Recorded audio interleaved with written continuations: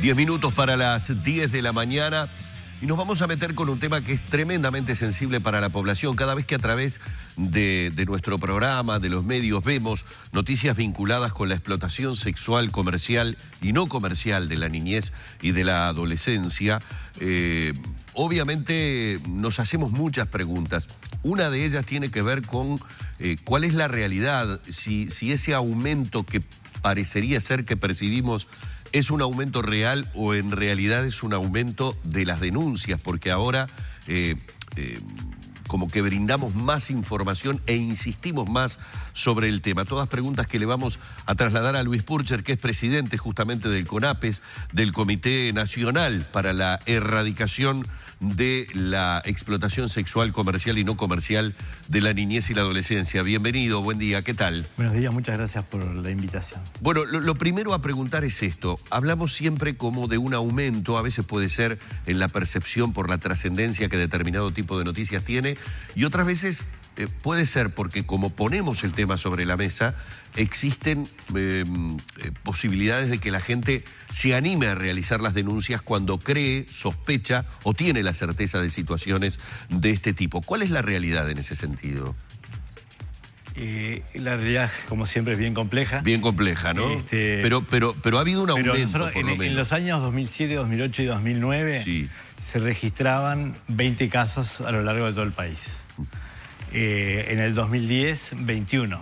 En el 2012, 40. En el 2013, 62. En el 2014, 84, 85. En el 2015 ya estábamos arriba de 120 y en el 2016 registramos 333 situaciones en todo el país que incluyen los casos donde la explotación sexual está confirmada, sí, y aquellos casos donde los indicadores que presenta, digamos, el vínculo con esos niños adolescentes dan a pensar que la situación de explotación puede estar en curso o puede estar sucediendo. Bueno, Luis, eso nos puede llevar a un error de repente periodístico, que sea, ciñéndonos exclusivamente a la estadística, a los números, hablar de un crecimiento exponencial monstruoso. Pero me imagino que ustedes, viéndolo desde adentro, deben tener otro tipo de visión al respecto, porque si no estaríamos diciendo que a mayor cantidad de información sobre el tema está creciendo y no supongo deba reflejar la realidad. Es la fascinación de los números, ¿no? Esa fascinación que a veces tenemos por cuantificar todo y comparar, como decía un viejo profesor de metodología en la Facultad de Sociología, sumar zapallo con rinoceronte. Uh-huh.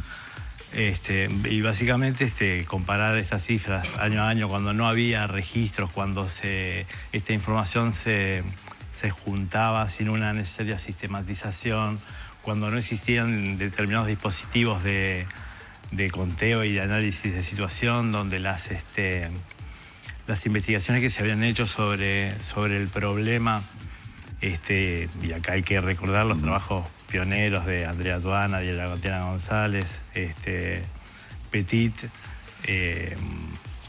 González Guller, digamos que ya empezaron a ver el problema, estoy hablando casi de casi 20 años atrás, ¿no? Cuando todavía en nuestra sociedad se decía que el tema no existía, que acá eso no pasaba. Claro, o hay lugares donde está naturalizado. Y donde se ve como y eso es parte como a nadie le rompe el ojo lo que está pasando y como que se incorpora a un paisaje, de una zona, de un lugar, de un pueblo.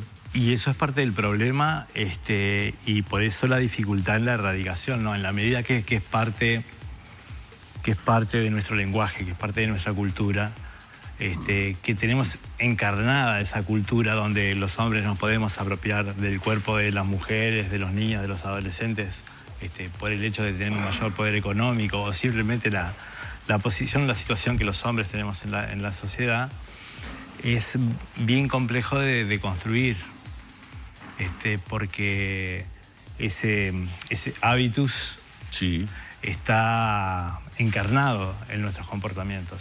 ¿Y qué pasa con las víctimas? Es decir, en el trabajo que me imagino luego realiza el INAU, ¿qué se rescata de lo que dicen y lo que percibían las víctimas que estaban realizando? ¿Hay una toma de conciencia de la situación, o estamos también ante un problema cultural?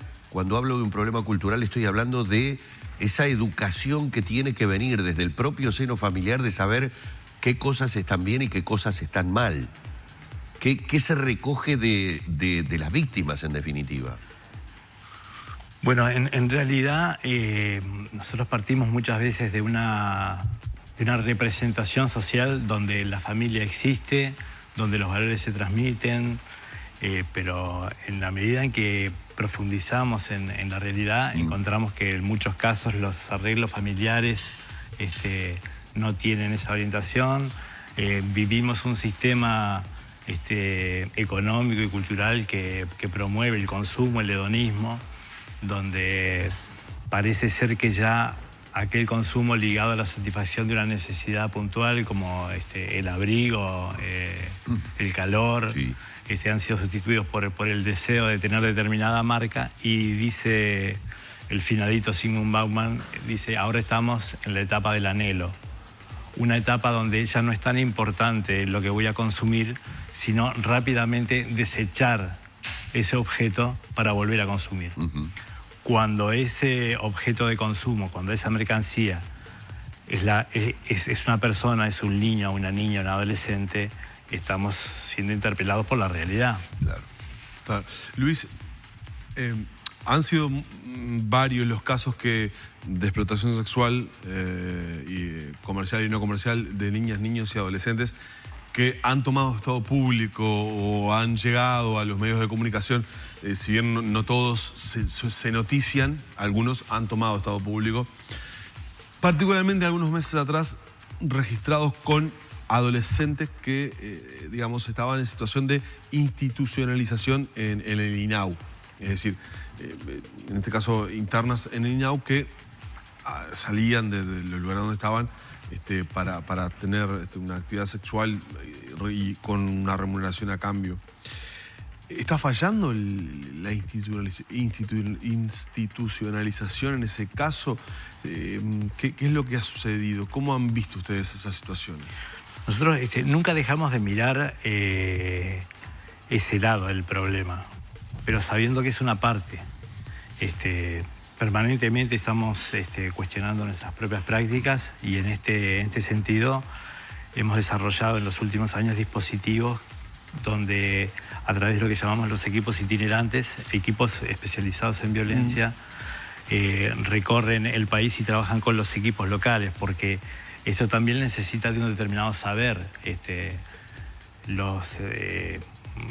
Nuestra formación técnica no incluye estos temas para su abordaje, su tratamiento.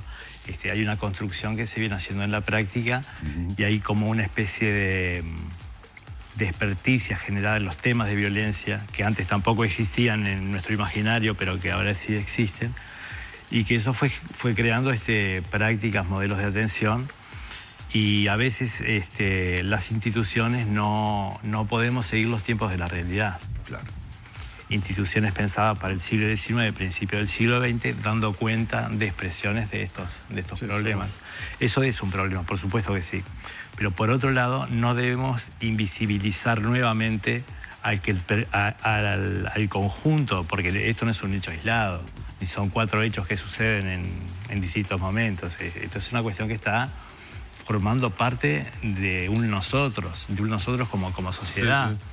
Sí, sí. Y ocurre a lo largo y a lo ancho de todo el país, y no ocurre cuando el caso aparece, cuando el caso nos seduce y por unos segundos, por unos minutos está en un programa de televisión o de radio. Entonces, es continuo. Estamos conviviendo con este problema.